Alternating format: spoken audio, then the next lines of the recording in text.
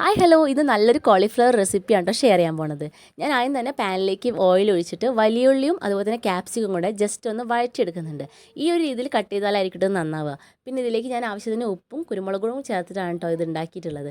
അപ്പോൾ അത് ആദ്യം മാറ്റി വെച്ചു. ഇനി ഈ പാനിൽ തന്നെ നമ്മൾ ഇഞ്ചി വെളുത്തുള്ളിയും ചതച്ചിട്ട് കൊടുത്തു. അത് ജസ്റ്റ് ഒന്ന് വഴന്ന് വന്നതിന് ശേഷം അതിലേക്ക് സോയാ സോസും ചില്ലി സോസും ടൊമാറ്റോ സോസും കൂടെ ചേർത്ത് കൊടുക്കുന്നുണ്ട്.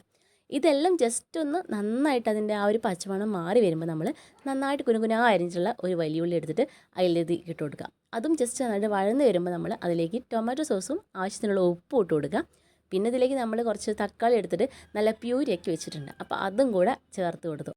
ഇനി നമുക്കിതിലേക്ക് ആവശ്യമുള്ള മസാലപ്പൊടികൾ എന്തൊക്കെയാണെന്ന് നോക്കാം. ഞാനതിൽ മഞ്ഞൾപ്പൊടി, അതുപോലെ തന്നെ കുറച്ച് മുളക് പൊടിയും പിന്നെ അതേപോലെ തന്നെ കുറച്ച് ഗരം മസാല ഇപ്പോൾ ചേർത്ത് കൊടുത്തിട്ടുണ്ട്. ഇനി നമുക്ക് ടേസ്റ്റ് അനുസരിച്ച് പിന്നെ ബാക്കിയെല്ലാം ചേർത്ത് കൊടുക്കാം കേട്ടോ. ഇനി അതിലേക്ക് മീറ്റ് മസാല ഇട്ട് ചേർക്കണം. 1 ടീസ്പൂൺ ഇട്ട് ചേർത്തിട്ടുണ്ട്.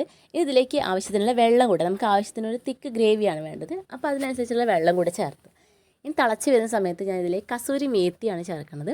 നന്നായിട്ട് തിളച്ച് നല്ല ഒരു തിക്ക് ഗ്രേവി ആയിട്ട് സമയത്ത് ഞാൻ വേവിച്ച് വെച്ചിരിക്കുന്ന ഉരുളക്കിഴങ്ങും അതേപോലെ തന്നെ നമ്മുടെ കോളിഫ്ലവറും കൂടെ ചേർത്ത് കൊടുക്കുന്നുണ്ട്. അപ്പം ഏകദേശം ഇതിവിടെ ഫിനിഷ് ആയിട്ടുണ്ട് കേട്ടോ. അപ്പം നല്ലൊരു സ്മെല്ലൊക്കെ വരുന്നുണ്ട്. നമുക്കിതിലേക്ക് കുറച്ച് മല്ലിച്ചെപ്പും കൂടെ ചേർത്ത് കൊടുത്തിട്ട് പിന്നെ നമ്മൾ നേരത്തെ വഴറ്റി വെച്ചിരിക്കുന്ന ആ ഒരു ക്യാപ്സിക്കവും ഉള്ളിയൊക്കെ ഉണ്ടല്ലോ, അതും കൂടെ ചേർത്ത് കൊടുത്താൽ നമ്മുടെ ഈ ഒരു കോളിഫ്ലവർ റെസിപ്പി ഇവിടെ റെഡി ആയിട്ടുണ്ട്.